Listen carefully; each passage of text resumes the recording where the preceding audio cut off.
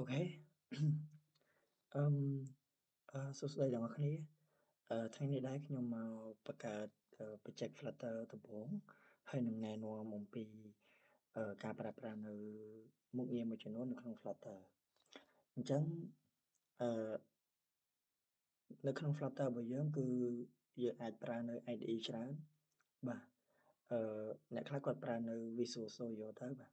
ចំណែកខ្ញុំប្រើនៅ Android Studio តាមពិត IDE គឺមានច្រើនណាស់ក្នុងការសរសេរនៅ code Flutter បាទសរសេរនៅ code Dart ហ្នឹងណាប៉ុន្តែថ្ងៃនេះខ្ញុំជ្រើសរើសយក Android Studio យកមកសរសេរនៅ code Dart របស់យើងអញ្ចឹងដំបូងឡើយដើម្បីបង្កើតនៅ project Flutter របស់យើងគឺខ្ញុំបានភ្ជាប់ហើយនេះដែល device របស់ខ្ញុំបានភ្ជាប់នឹង Medium Phone API 35អានេះគឺជាឈ្មោះទូរស័ព្ទហើយហ្នឹងក៏យើងអាចបង្កើតទៀតបានដែរបាទយើងអាចបង្កើតទៀតបានណានេះវាមាននៅ add new device អញ្ចឹងនៅពេលដែលយើង add មកយើងចុច create visual device អូខេនេះគឺជាប្រភេទទូរស័ព្ទនីមួយនេះឃើញទេទំហំខុសៗគ្នាមាន pixel 9 fold មាន pixel 9មាន pixel 7 pro នេះរៀងស្អាតដែរមានអីទៀតនេះមានច្រើនដែរមានតែពី pixel 2 HR មាន small phone និយាយទៅនេះគឺជាទូរស័ព្ទហើយនេះហើយនេះគឺជា tablet ហ្នឹងហើយមានតាមហ្នឹងអញ្ចឹងនៅពេលដែលយើងចុច next មកវានឹងបង្កើត device យើងថ្មីមួយទៀតហើយប៉ុន្តែខ្ញុំអត់បង្កើតច្រើនទេដោយសារខ្ញុំបានបង្កើតរួចហើយខ្ញុំបានបង្កើតនៅ medium phone API 35អញ្ចឹងនៅពេលដែលខ្ញុំបើកមក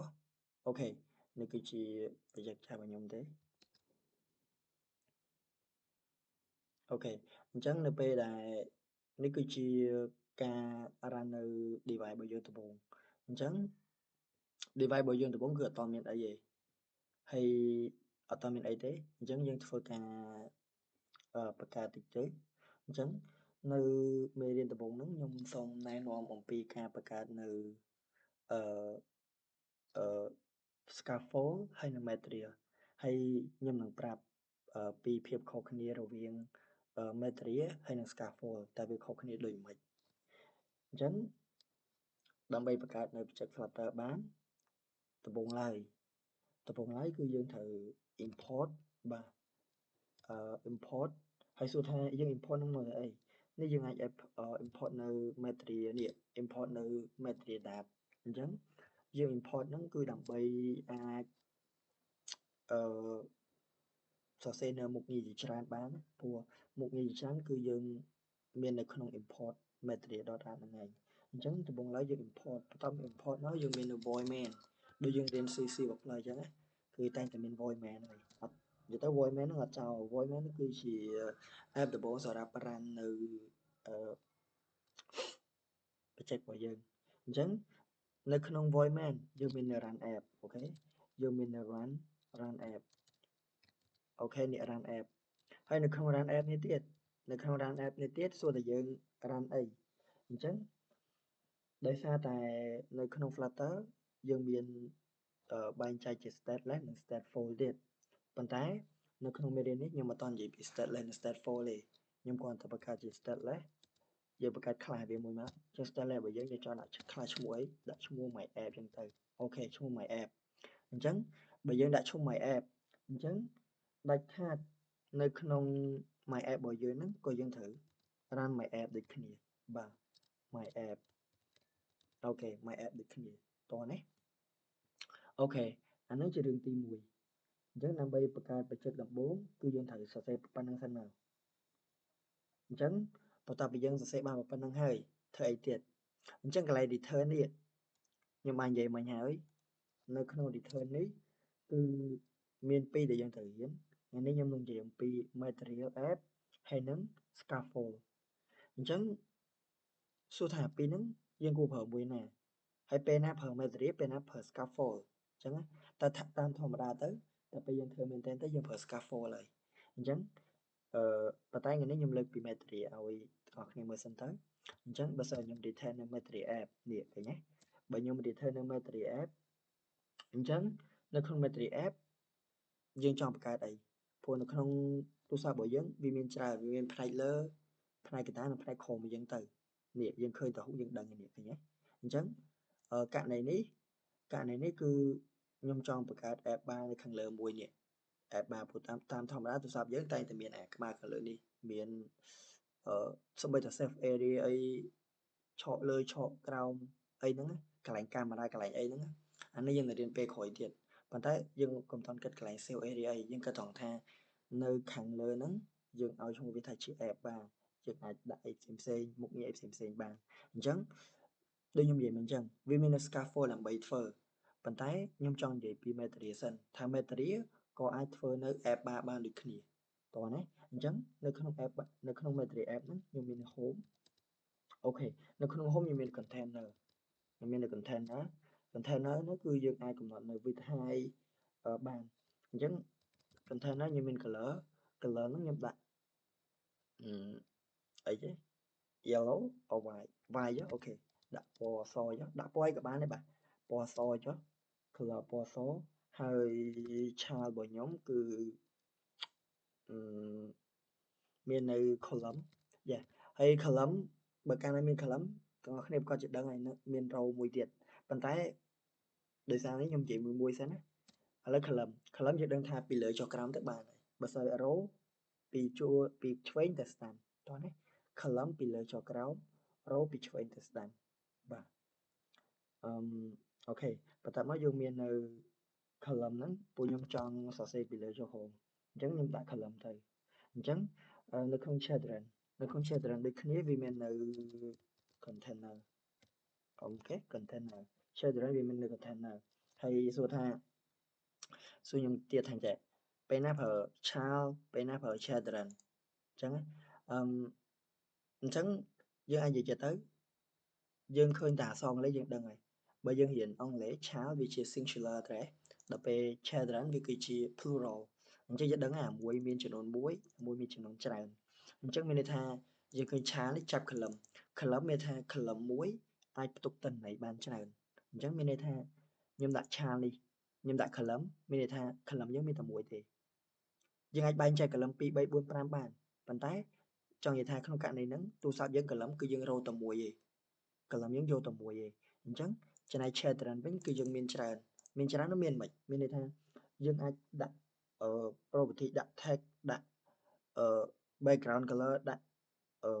អីផ្សេងបានអញ្ចឹងដាក់ style ដាក់អីផ្សេងអញ្ចឹងទៅអញ្ចឹងឧទាហរណ៍ថានៅក្នុងហ្នឹង children វាអាចដាក់បានច្រើនទី1គឺអាចដាក់បានអីទី1ខ្ញុំប្រើនៅ width height សិន width ខ្ញុំយកត្រឹមអូខេខ្ញុំថាយក200ប៉ុន្តែ200ក៏បានដែរលើដាក់200សិនទៅបន្ទាប់មក height ខ្ញុំដាក់នៅ120 x ទៅ130 120ក៏បានដែរហើយដើម្បីឲ្យមើលឃើញ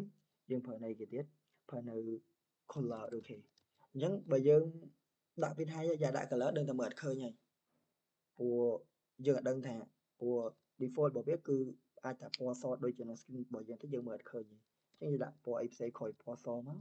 ពណ៌លឿងអញ្ចឹងទៅអូខេអញ្ចឹងខ្ញុំអត់មានអីទេ control S ទៅអត់ដើរអញ្ចឹងមានន័យថាខ្ញុំដំបូងខ្ញុំរាននៅកម្មវិធីរបស់យើងសិនដោយសារមិញអត់បានរានខ្ញុំស្មានតែរានហើយមិញខ្ញុំស្មានតែរានហើយខ្ញុំ control S អញ្ចឹងខ្ញុំគិតថាវានឹងដើរប៉ុន្តែដោយសារខ្ញុំអត់បានរានអញ្ចឹងខ្ញុំរានសិនទៅដើម្បីធ្វើឲ្យកម្មវិធីយើងដើរសិនបន្ទាប់មកចាំយើង save ក្រោយអូខេ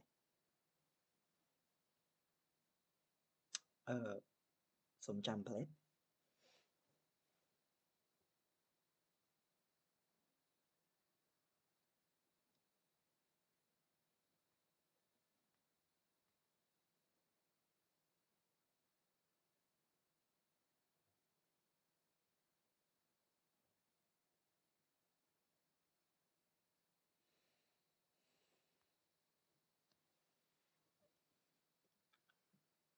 នេះអូខេនេះ build success ហើយអូខេបន្ទាប់មកវានឹងដើរចាំតិច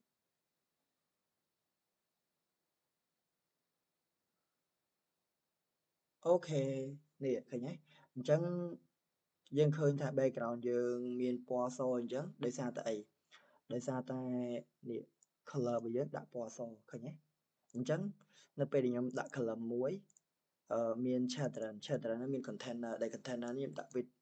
200 height 120ឃើញទេអញ្ចឹងមានន័យថាម៉េចអញ្ចឹងនៅពេលដែលខ្ញុំដាក់ width 200 height 120នេះហើយពណ៌លឿងនេះវាបានទំហំរបស់យើងឃើញទេបានរបស់យើងប៉ុន្តែមិនប៉ុន្តែយើងឃើញថា app bar វាមិនតែមានប៉ុណ្្នឹងទេ app bar គឺ width របស់វាគឺតែងតែពេញមកអេក្រង់ទូរស័ព្ទរបស់យើងអញ្ចឹងយើងមិនបាច់ដាក់200ទេយើងអាចដាក់ double dot infinity អូខេ double infinity ហ្នឹងមិន double infinity ហ្នឹងនៅពេលដែលយើង control S ទៅអូខេវានឹងពេញមក screen ទូរស័ព្ទរបស់យើងហ្មងឃើញអត់អញ្ចឹងមានន័យថា double dot infinity ហ្នឹងគឺយើងរៀបចំមកមានន័យថាវាពេញមកអេក្រង់ទូរស័ព្ទរបស់យើងហ្មងតោះណាអានោះយើងហៅថាទម្រង់ app បានអញ្ចឹងយើងឃើញហើយថា material គឺមានលក្ខណៈពិសេសក្នុងការបង្កើតនៅ app បានដូចគ្នាគ្រាន់តែយើងត្រូវការប្រើ width ប្រើ height អញ្ចឹងទៅมันមានតែប៉ុណ្្នឹងទេបាទมันមានតែប៉ុណ្្នឹងទេនៅក្នុង container របស់យើងអាចដាក់អីទៀតយើងអាចដាក់ឥឡូវខ្ញុំដាក់ width height color ខ្ញុំអាចថាខ្ញុំចង់ដាក់អក្សរតិចទៅខ្ញុំឃើញវារៀងពណ៌លឿងតនេពេកខ្ញុំសុំដាក់អក្សរតិចទៅបាទហើយនៅក្នុងអក្សរក៏តែមាន text ដូចគ្នាអូខេហើយមាន text អញ្ចឹងនៅក្នុង text មានអីនៅក្នុង text ចង់មិនចង់ក៏មានអ្វីដែលយើងចង់សរសេរហើយយើងចង់សរសេរអី home or hello home ក៏បាន home អញ្ចឹងទៅអូខេបន្តមកទៀត control S ទៅនេះវានឹងបាន home មកហើយ home ហ្នឹងយើងអាចកំណត់ដូចគ្នាគឺគាត់ថាអក្សរហ្នឹងធំឬតូចយើងអាចសរសេរបានអញ្ចឹងដើម្បីសរសេរអក្សររបស់យើងតូចឬធំអីចឹង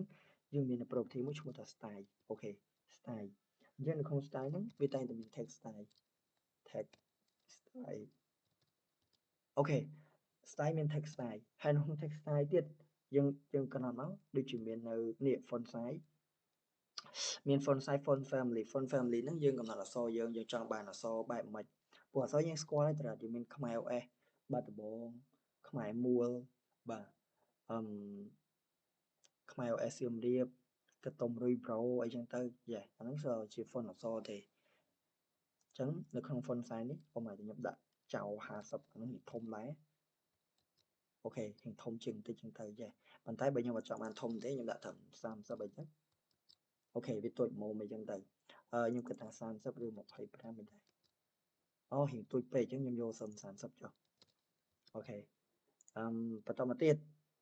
អក្សររបស់ខ្ញុំឃើញថាពណ៌ក្រហមអញ្ចឹងខ្ញុំចង់ឲ្យអក្សររបស់ខ្ញុំពណ៌សខ្ញុំត្រូវធ្វើមិនមានអីទៀតមាន color ដូចគ្នាមានន័យពិបាកឃើញទេ color របស់យើងដាក់ពណ៌សជាងដាក់ white មកអូខេហើយនៅពេលខ្ញុំ control S អូខេឃើញទេអក្សរយើងពណ៌សហើយប៉ុន្តែឃើញថាអក្សររបស់យើងវាបាំងទៅនឹងកន្លែងថាទៅsafe area ខាងលើអញ្ចឹងមានន័យថាយើងចង់ឲ្យ home របស់យើងហ្នឹងមកកណ្ដាល app bar របស់យើងអញ្ចឹងបើចង់ឲ្យមកកណ្ដាលគឺនៅក្នុង column នេះនៅក្នុង column នេះយើងដាក់នៅក្នុង column អត់មានទេអូខេ sorry មិននៅក្នុង column នេះនៅក្នុង container នៅក្នុង container យើងដាក់នៅ alignment របស់យើងហ្នឹងគឺ alignment របស់យើងហ្នឹងគឺយើងមាននៅ center នេះ top center បែរជានេះគឺនេះយើងអាចថាtop ដែរtop ដែរអញ្ចឹងមានថាលើបំផុតខាងឆ្វេងអញ្ចឹងដល់ពេល top center ហ្នឹងនេះ top center ហ្នឹងមានន័យថានៅលើបំផុតហើយកណ្ដាលទៀតមើលទៅអញ្ចឹងយើងចង់ដឹងយើងដាក់ទីមកអូខេនៅពេលខ្ញុំ control S អូខេនេះវានៅលើបំផុតហើយនៅកណ្ដាលទៀតអូខេហើយមានន័យទៀតអានេះយើងអាចលេងខ្លួនឯងមកយើងចង់ដឹងអីយើងលេងខ្លួនឯងមកបាទមាន top មាន bottom center អានេះបើខ្ញុំយក bottom center មកមិនវិញវាមកខាងក្រោមសួរថាមិនបានវាមកដល់ខាងក្រោមនេះមិនបានវាមកដល់ខាងក្រោមនេះដោយសារតែ container របស់យើងដែលយើងបង្កើតហ្នឹងគឺមាន height ត្រឹមតែ120អញ្ចឹងមានថា home ហ្នឹងអត់អាចចុះក្រោម120ទៀតទេខាងក្រោមបំផុតវានេះគឺត្រឹម120ហ្នឹងឯងអត់អាចចុះក្រោមទៀតទេបើសិនខ្ញុំដូរ height របស់ខ្ញុំនេះទៅជា200អញ្ចឹងប្រកបណា height របស់យើងរៀងវែងជាងមុនបន្តិចអញ្ចឹង home របស់យើងក៏វាចុះក្រោមតាម container របស់យើងដូចគ្នា okឃើញទេនៅពេលខ្ញុំដូរមកចូលខ្ទង់200វានឹងមកតាមតែ home ហ្នឹងព្រោះ container របស់យើងត្រឹមណា home យើងគឺទៅក្រោមបំផុតគឺត្រឹមហ្នឹងអត់អាចលើសហ្នឹងទៀតទេតោះណាអញ្ចឹង20វិញទៅអូខេអញ្ចឹងខ្ញុំឃើញថាអក្សររបស់ខ្ញុំពណ៌សវាមើលអត់ចង់ឃើញខ្ញុំដាក់ red វិញចុះដោយសារពណ៌សខ្ញុំមើលថាដូចអត់សូវឃើញ home ពណ៌ home មើលឃើញជាងអូខេទៅមួយទៀតអញ្ចឹងម្ដងទៀតដោយសារនេះខ្ញុំចង់បោយវានៅពាក់កណ្ដាល app bar របស់ខ្ញុំហ្មងអញ្ចឹងខ្ញុំដាក់ align របស់ខ្ញុំហ្នឹងគឺ center ហ្មងខ្ញុំចង់វានៅកណ្ដាលអូខេវាចង់កណ្ដាលអូខេនៅពេលដែលបានប៉ុណ្្នឹងហើយធ្វើអីទៀតខ្ញុំគិតថាអត់អីណាព្រោះដើម្បីរៀនដំបូងយើងរៀន design វាទៅមានន័យថានៅក្នុង interface mobile របស់យើងអាចលេងពីវាទៅយើងអាច design លើក្រោមឆ្វេងស្ដាំដាក់ color ចាក់ color ចាក់អីហ្នឹងទៅហ្នឹងតាមដែលយើងចង់ធ្វើតែអាហ្នឹងវាដូចជាអត់មានអីទេបាទតោះបើសិនជាយល់ហើយខ្ញុំដូចជាអត់មានអីត្រូវនិយាយទៀតទេដូចជាប៉ុណ្្នឹងឯងអានេះគឺជាការប្រើប្រាស់នៅ material ដំបូងអញ្ចឹងបើកាលណាយើងប្រើប្រាស់នៅ material គឺយើងប្រើបែបហ្នឹងតោះណាយើងប្រើនៅបែបហ្នឹងអូខេប៉ុន្តែយ៉ាងម៉េចប៉ុន្តែឧទាហរណ៍ថាអានេះខ្ញុំនិយាយពីអីខ្ញុំនិយាយពី material ត្រូវទេអូខេប៉ុន្តែខ្ញុំលែងចង់និយាយពី material ហើយខ្ញុំចង់និយាយពី scaffold វិញតែ scaffold វាខុសពី material យ៉ាងដូចមួយដេចអូខេអញ្ចឹងខ្ញុំសុំតិចទៅនៅក្នុងនេះខ្ញុំអត់ return នៅ material home អូខេអញ្ចឹងខ្ញុំអាចលុបចោលម្ដងទៀតចុះដើម្បីសរសេរម្ដងទៀតណាព្រោះយើងសរសេរនិយាយទៅដើម្បីរៀន Flutter ហ្នឹងយើងរៀនសរសេរវាឲ្យច្រើនទៅក៏ល្អដែរព្រោះកាលណាយើងសរសេរច្រើនយើងចេះច្រើនទាំងនេះបើយើងសរសេរតិចយើងក៏ចេះតិចដូចគ្នាអញ្ចឹងរៀនសរសេរឲ្យច្រើនតិចទៅអូខេសូម្បីតែខ្ញុំក៏ចេះអត់អស់ដូចគ្នាណាអូខេអញ្ចឹងម្ដងទៀតចុះ return ហ្នឹងទីមួយគឺខ្ញុំ return នៅ material app និយាយទៅសួរថាមិនបាទ return នៅ scaffold ហ្មងនៅតែ return នៅ material app ព្រោះ material app ហ្នឹងគឺជាការ run នៅ scaffold ហ្នឹងឯងមានន័យថាscaffold ហ្នឹងយើងអាចសរសេរនៅក្នុង material app អញ្ចឹងប៉ុន្តែមែនតើទៅយើងសរសេរចេះ home នេះ scaffold ឃើញទេយើងមាន scaffold ហ្មងហើយយើងអាចយើងជឿថាមិញខ្ញុំនិយាយថា home យើងសរសេរនៅក្នុង material app អញ្ចឹងមានន័យថា material app ហ្នឹងយើងអាចបង្កើន app bar មួយចឹងទៅប៉ុន្តែដល់ពេលយើងបង្កើត scaffold អញ្ចឹងយើងអត់ចាំបាច់ទៅកំណត់ width height អីយ៉ាប់ទេមានន័យថានៅក្នុង scaffold ហ្នឹងគឺវាមាននៅ property ស្រាប់ហ្មងនេះ property របស់វាចាំតិចនេះនៅក្នុង scaffold ហ្នឹងគឺទី1យើងមានអី app bar នេះឃើញទេ app bar អញ្ចឹងនៅក្នុង app bar ហ្នឹងយើងអត់ចាំបាច់កំណត់ width height ទេយើងអត់ចាំបាច់កំណត់ width height វាទេអញ្ចឹងយើងគ្រាន់តែដាក់ app bar យើង app bar របស់យើងគឺមាននៅ app bar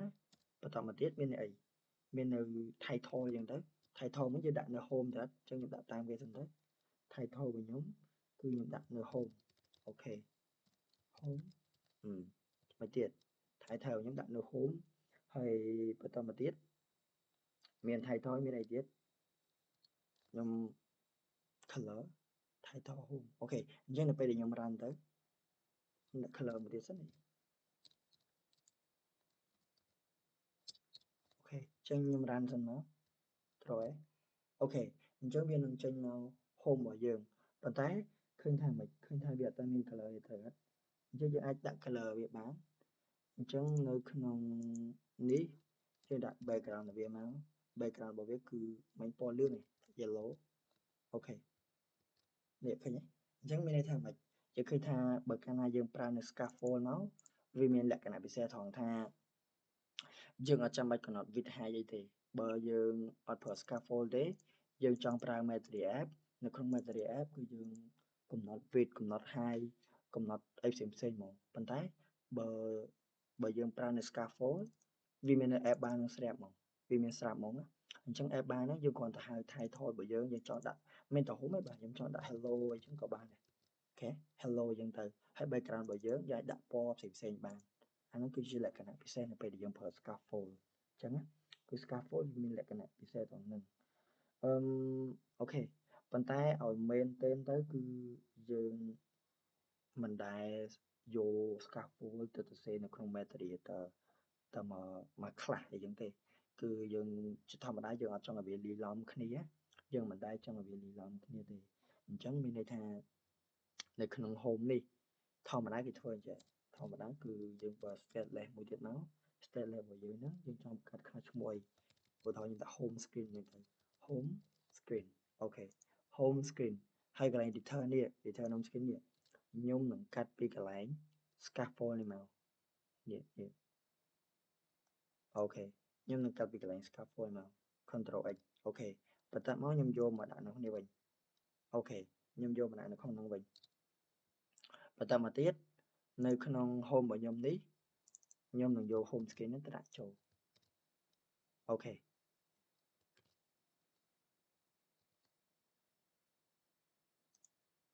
អូខេអញ្ចឹងដល់ពេលដែលខ្ញុំ control S ទៅអូខេឃើញទេអត់មានន័យប្រែប្រួលទេឃើញអត់អញ្ចឹងសួរថាខ្ញុំសរសេរថែមប៉ុណ្ណឹងវាមានន័យប្រែប្រួលវាអត់ប្រែប្រួលទេដោយសារ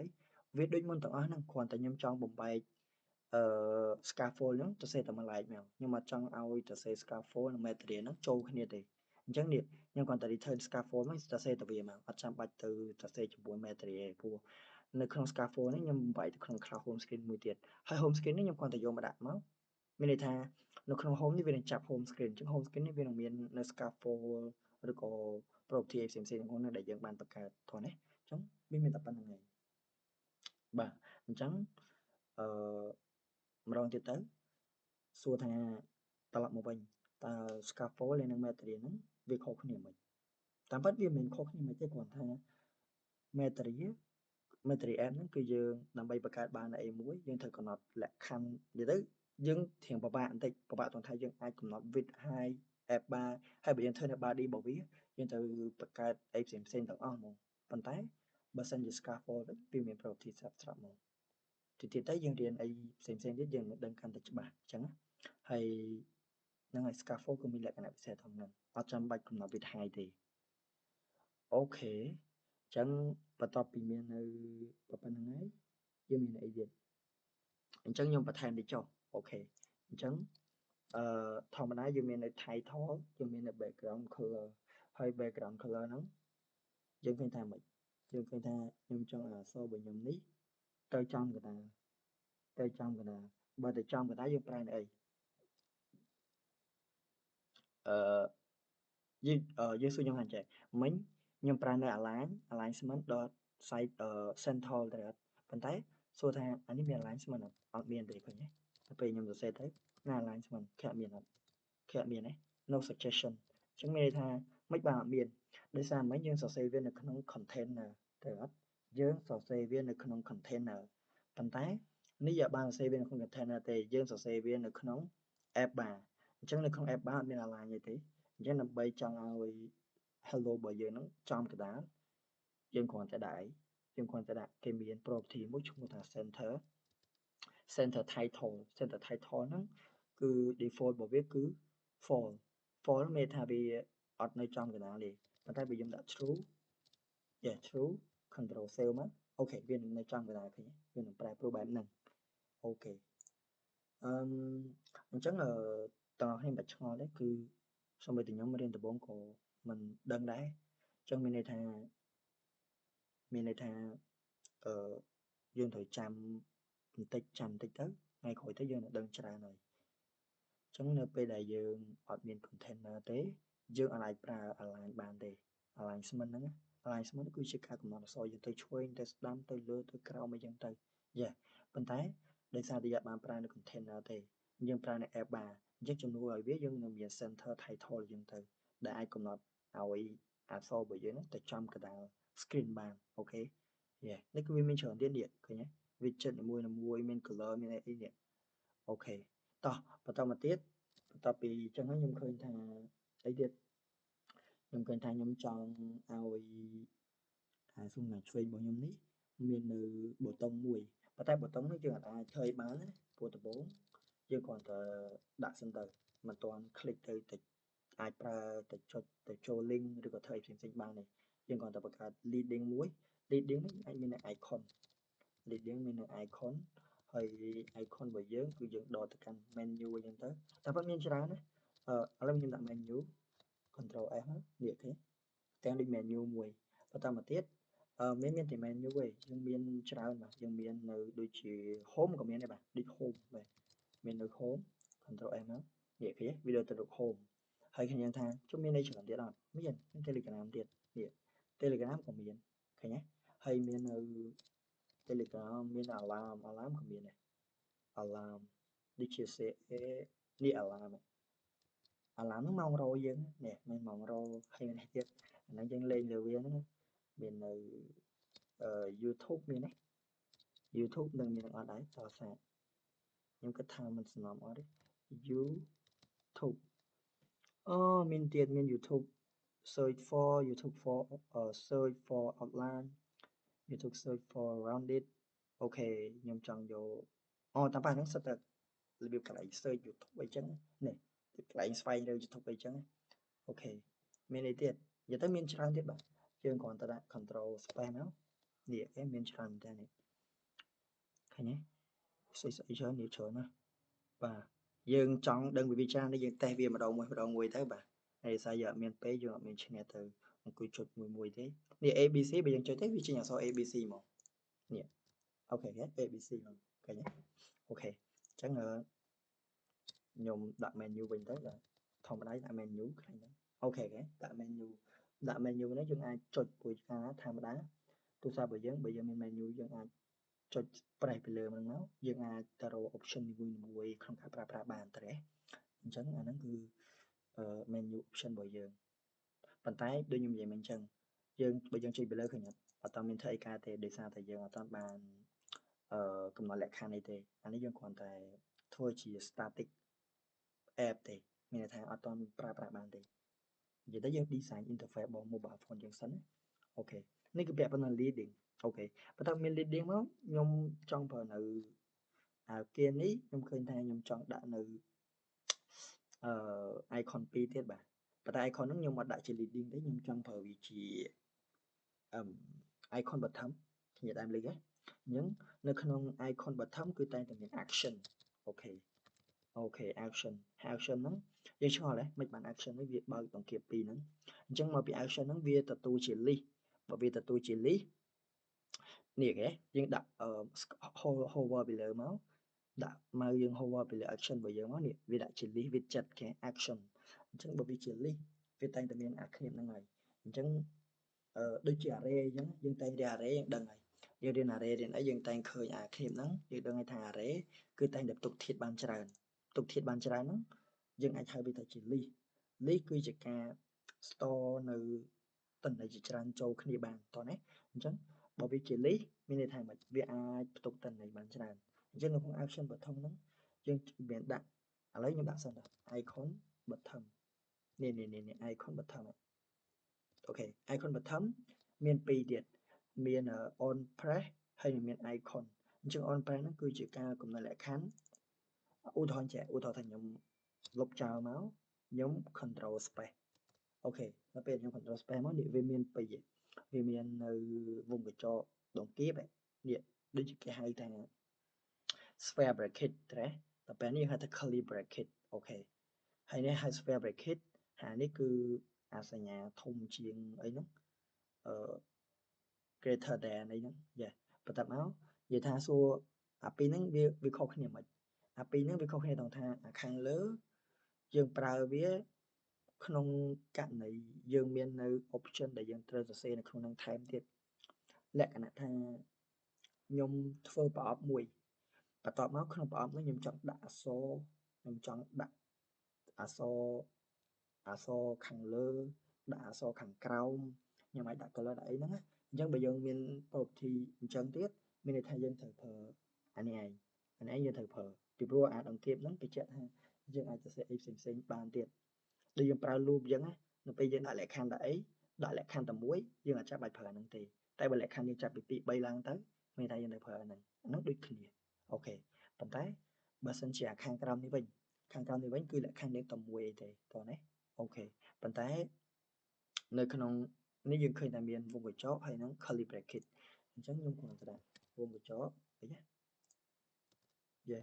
ដាក់ square bracket ហើយនឹង curly bracket អូខេអញ្ចឹងទៅអូខេយើងអត់ទាន់មានធ្វើដូចខ្ញុំនិយាយអញ្ចឹងយើងអត់ទាន់បានដាក់លក្ខខណ្ឌលើវាពេលយើងចុចពីលើវាទៅវាចេញអីអត់ទាន់ទេអញ្ចឹងយើងគាត់ដាក់វាចោលមកហើយក្នុង icon របស់យើងមាន icon ហើយ icon របស់យើងនេះគឺយើងដកអីព្រោះធម្មតានៅខាងឆ្វេងខាងស្ដាំនេះខាងស្ដាំនេះគឺតែងតែមានឥឡូវពេលយើងចូល Facebook យើងសម័យខ្លួនឯង Facebook ក៏បានឬក៏ YouTube ក៏បាននេះ YouTube ឬ Facebook ពេលយើងចុចទៅនៅគៀនខាងស្ដាំនេះគឺតែងតែមានអីវាមានកន្លែង search វាមានកន្លែងអីទៀតកន្លែងmessage ហ៎ក្នុង Facebook គឺមាន message អញ្ចឹងទីមួយខ្ញុំដាក់នៅ message ហ្នឹងមាន message ហ៎អូខេមាននៅ message អូខេដល់ពេលខ្ញុំ control S ទៅអត់ចេញ wait control មិនអត់ចេញចឹង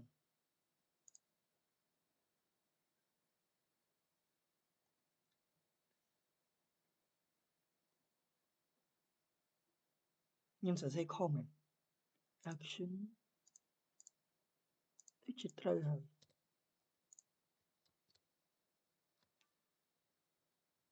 error expected declaration but got មិនបានខុសចឹងឥឡូវចាំតិចខ្ញុំសុំសៀមម្ដងទៀតaction របស់ខ្ញុំគឺមាននៅ icon bottom របស់ខ្ញុំមាននៅនេះមាននៅ icon ចេញមក icon របស់ខ្ញុំដល់ search message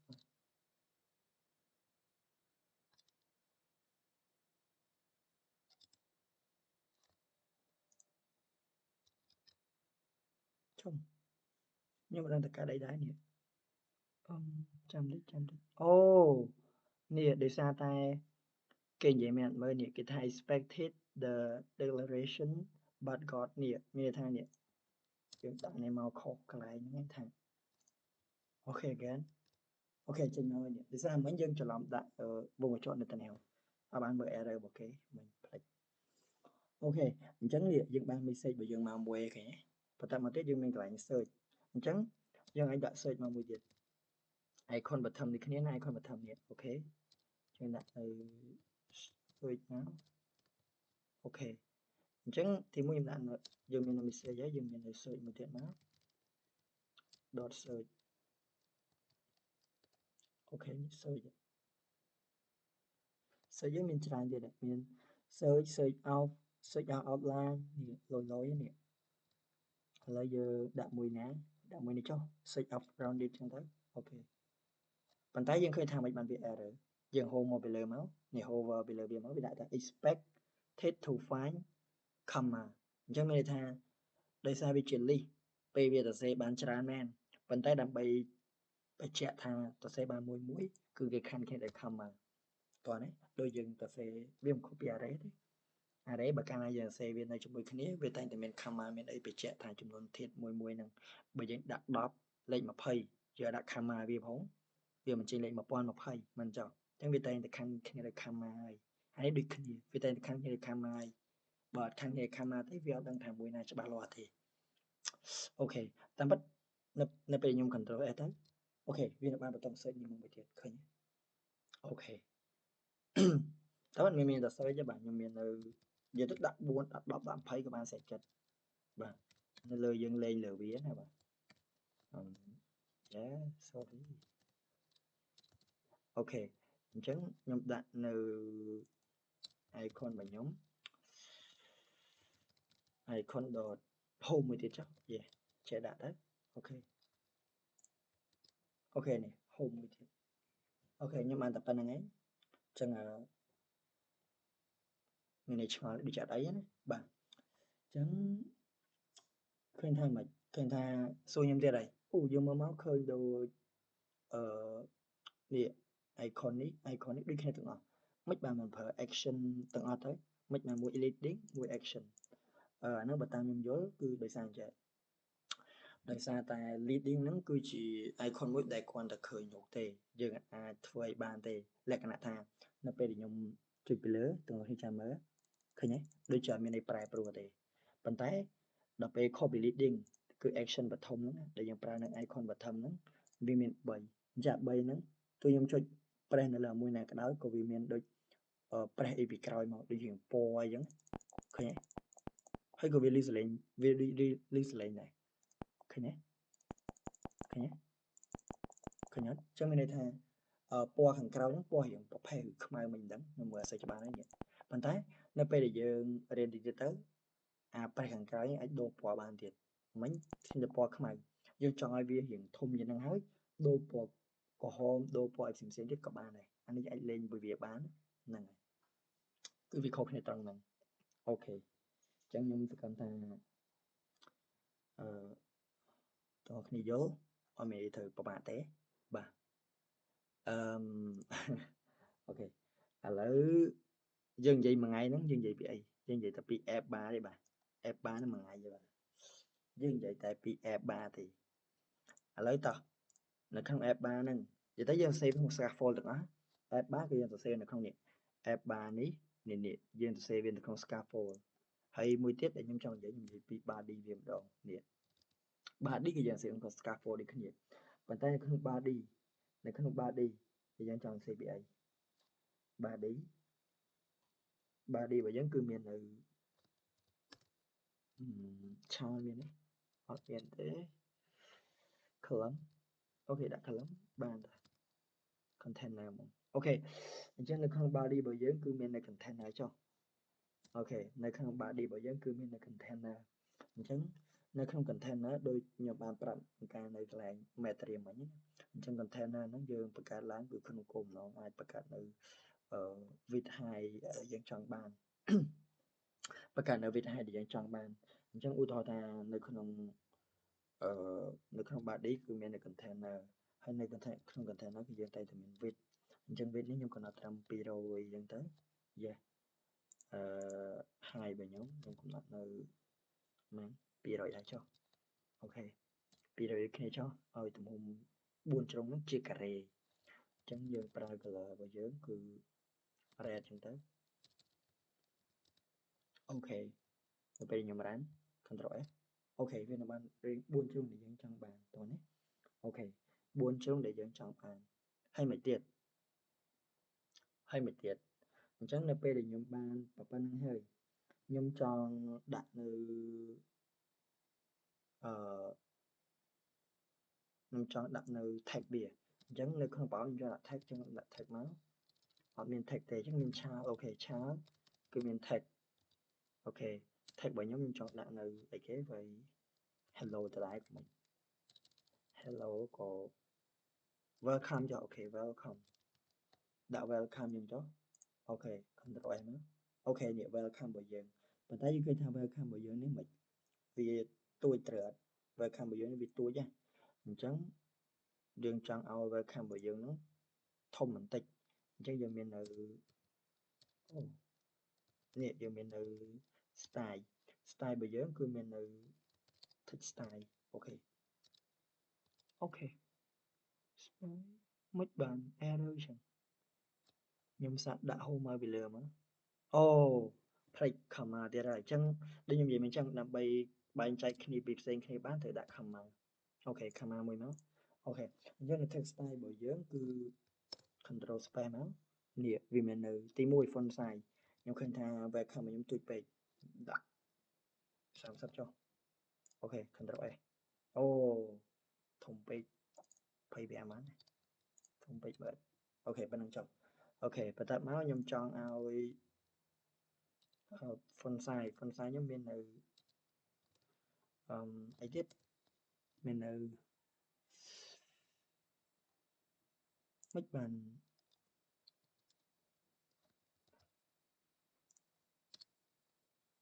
font size អូខេ font size ខ្ញុំមានអីទៀត font size ខ្ញុំមាននៅ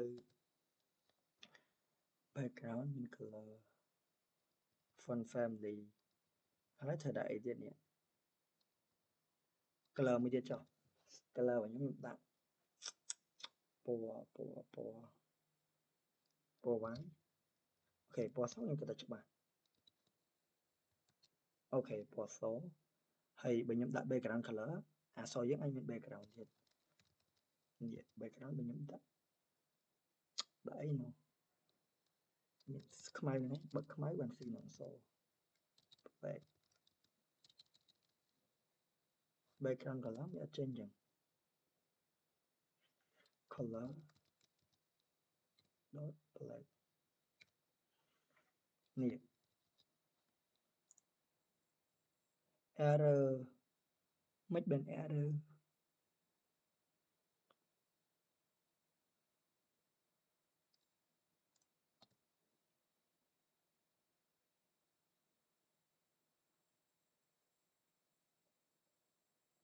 អត់បាន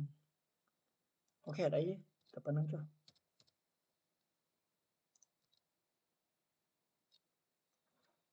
អូខេតោះមួយទៀតយើងឃើញថាម៉េចឃើញថាខ្ញុំចង់ឲ្យអក្សររបស់ខ្ញុំហ្នឹងវានៅចំកណ្ដាលនៅ container របស់យើងហ្មងតោះណាអញ្ចឹងបើចង់ឲ្យអក្សររបស់យើងនៅចំ container របស់យើងនេះអក្សរយើងជា text ទេអញ្ចឹងខ្ញុំរ៉ាបវាមកអូខេរ៉ាបវាដោយអីគេរ៉ាបវាដោយ center អូខេ center បន្តមកទៀត control S អូខេវានឹងមកបន្តឃើញទេអញ្ចឹងទៅពេលខ្ញុំរ៉ាបវាដោយ center text របស់យើងរ៉ាបដោយ center វានឹងនៅចំ container របស់យើងព្រោះនៅពេលនេះគឺឆាបរបស់យើងវានឹងយក container នេះជាគោលមានន័យថាគឺជាទីតាំងដែលវាត្រូវទៅនៅអញ្ចឹងវាអត់មានយក body ជាទីតាំងគោលទេអញ្ចឹងប៉ុន្តែមួយទៀតខ្ញុំឥឡូវអានេះខ្ញុំចង់ឲ្យ text របស់ខ្ញុំចំកណ្ដាល container របស់ខ្ញុំហើយចុះបើខ្ញុំចង់ឲ្យ container របស់ខ្ញុំហ្នឹងចំកណ្ដាល body ហ្មងនេះនៅចំកណ្ដាលហ្នឹងហ្មងតែខ្ញុំទៅធ្វើដូចម្ដេចអញ្ចឹងដឹងហើយថា body របស់យើងដាក់ container អញ្ចឹងបើយើងចង់ឲ្យ body របស់យើងឲ្យចង់ឲ្យ container របស់យើងទៅចំកណ្ដាល body យើងគ្រាន់តែរ៉ា body របស់យើងដោយ center ដូចគ្នាមកណា center នេះហើយនៅពេលយើង control S អូខេវានឹងមកតាមហើយតោះនេះវានឹងមកតាម screen របស់យើងហើយអូខេបន្ទាប់ពីយើងបានប៉ុណ្្នឹងហើយយើងមានន័យត្រូវលេងមួយវាទៀតអត់អញ្ចឹងអានេះយើងមានច្រើនទៀតណាអញ្ចឹងនៅក្នុង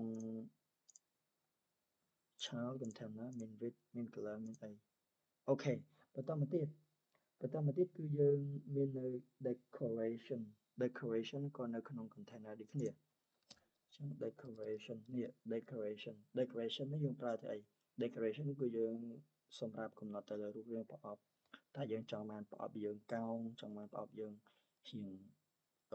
មាន color ប្រអប់យើងមាន shadow ប្រអប់យើងមានអីផ្សេងៗទៀតអញ្ចឹងខ្ញុំចង់ដាក់ box នេះនៅក្នុង decoration យើងមាន decoration box decoration អញ្ចឹង box decoration ហ្នឹងយើងមានអីទៀតនេះឃើញទេយើងមាននៅ color យើងមាន gradient យើងមាននៅបើសិនដាក់ color វានឹង change ពីពណ៌ក្រហមទៅពណ៌អីផ្សេងទៀតហើយយើងមាននេះទៀតមាន box shot នេះទីមួយខ្ញុំដាក់នៅ border ចុះ image ក៏បានដែរ image យើងអាច add background របស់យើងដាក់ហូបចូលហ្មងតើណាឥឡូវយើងដាក់នៅ border មួយសិនអូខេ border ហ្នឹងនៅក្នុង border ហ្នឹងយើងមានអីនៅក្នុង border ហ្នឹងយើងមាន border.all border .from border size symmetric directional យ៉ាងមានច្រើនប៉ុន្តែខ្ញុំប្រើ border.all ដែល border.all ហ្នឹងវាមាន color មាន stroke align គឺ stroke គៀនហើយនឹង style អញ្ចឹងខ្ញុំប្រើនៅ color border ហ្នឹងយើងស្គាល់ border ណា border ហ្នឹងគឺជាជ្រុងគៀនប្រអប់ដែលយើងចង់ដាក់អញ្ចឹងខ្ញុំដាក់ color ពណ៌អីដែលច្បាស់ I think black ចុះ black ចុះពេលដាក់ black អីទៀត width ហ្នឹងគឺជាទំហំជ្រុងគៀនប្រអប់ហ្នឹងទំហំប្រអប់ហ្នឹងធំប៉ុណ្ណាឥឡូវខ្ញុំដាក់10ឲ្យមើលសិនទៅអូខេ control S អូខុស khi nhắc đơn thà mấy bạn nó phải để nhóm ran tới dân thường mobile bởi dưới nó bị chập làm trình error nữa chương error nó đời xa tại dân trang biên thì đi tới dân khi color không có thể nào dân bỏ của hồ mấy chẳng mình để thà dương control x dân cắt bây giờ máu hay dân vô viên mà đã là không decoration vì mình lại khăn tầm năng tay việc mình đây thử vân mũi này còn dân cắt vì color không có thể nào bởi dưới vô mà đã là không decoration nhưng mình thì hay dân control em máu cái được đam bài này xong để xa bài hai mình nó cứ để sao tại bởi cả nó dân pra decoration dân pra style pra ấy nó color bởi dân có thể là không năng đài tỏ nè chẳng mình là ni ban kê màu kiến kiến ban màu pin nè rồi sao dân per border dân per nhiệt black hình po hình không ấy hay sai bởi vì đặt lần đọc chẳng vì hiện cả phần thái bây giờ đặt hà hộ khăn được ra cậu mới được khởi nhé vì là trong vì lần si cho càng không mong nếu bây giờ đại bị kẹp về chứ đại bị tầm nhưng ta tập bay được bốn ở đặt pram luôn bữa dân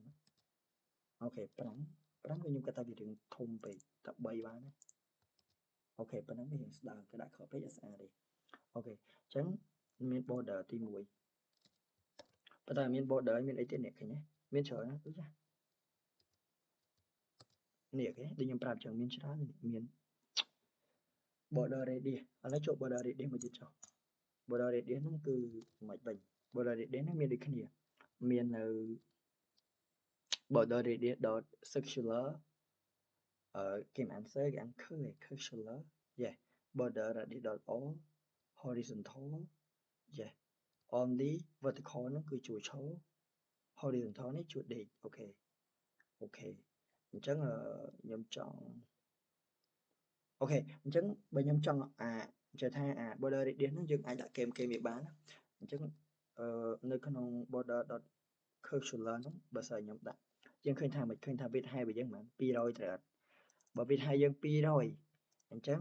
bây giờ chọn ban tới chiều vốn nhóm ai prap bán chẳng ai bị mà rồi không bà sân chỉ cần ai dân đặt tầm hôm bảo vì ở đây đi bảo vì mà rồi chẳng biết mà nó bẹt cái đàn này nè trời chẳng bảo bẹt cái đàn là biết hai việc cắt kem cháo bên sáu kem biết cái mua mà việc hai chỉ chiều vùng mà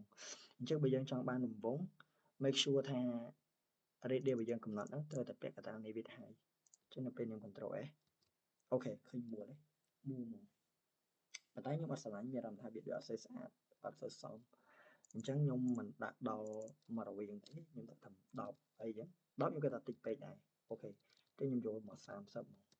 ok sam sắp những slide bên đó những cái ta sam sắp những sáng ok và tập tiết mình ấy tiết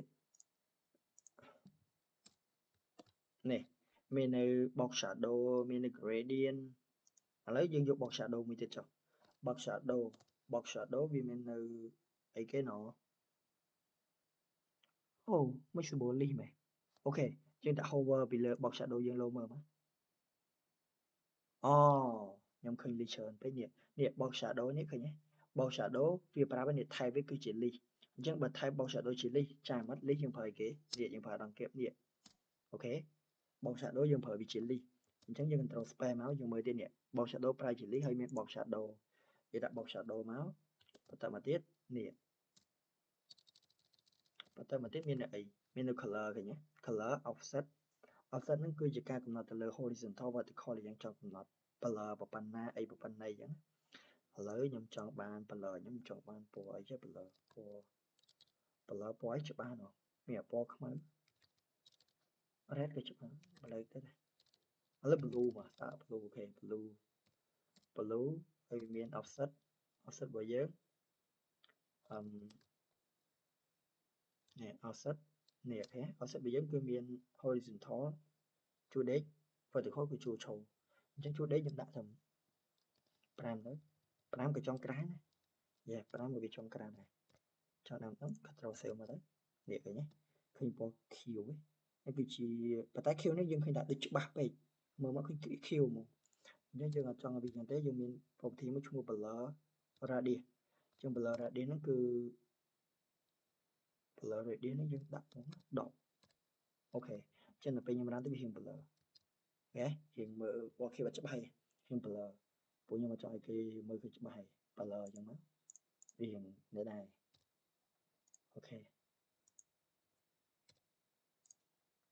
អូខេអូខេបន្តមកទៀតនៅក្នុងនេះមានទៀតមានច្រើនណាស់នៅក្នុង box decoration មានច្រើននេះមាន gradient មាន background និយាយទៅច្រើនណាស់បើយើងរៀនវាអត់ចេះអស់ហើយបាទហើយតគ្នាយើងតេស្តខ្លួនឯងណាឥឡូវតេស្ត gradient មួយទៀតចុះ gradient ហ្នឹងយើងមានច្រើនដែរមាន linear gradient មាន radius gradient មាន sweep gradient អញ្ចឹងបើខ្ញុំដឹងអា radial gradient ហ្នឹងវាជាកំពុងណា maybe វាជាកំពុងនៅគិនហ្មងអាហ្នឹងណា color យើងអាចដាក់វាជាកំពុងនៅគិននិយាយទៅមានគិននេះវានៅក្នុងវាដូចជាកំពុងមួលឥឡូវចង់ដឹងសាកសិនខ្ញុំអត់ច្បាស់ដែរឥឡូវ color របស់យើង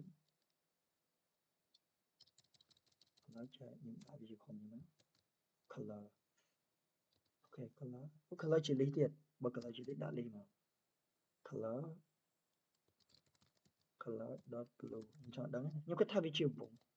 ហើយខ្ញុំត្រូវជួបខ្ញុំដែរប្រើតែសាកមើល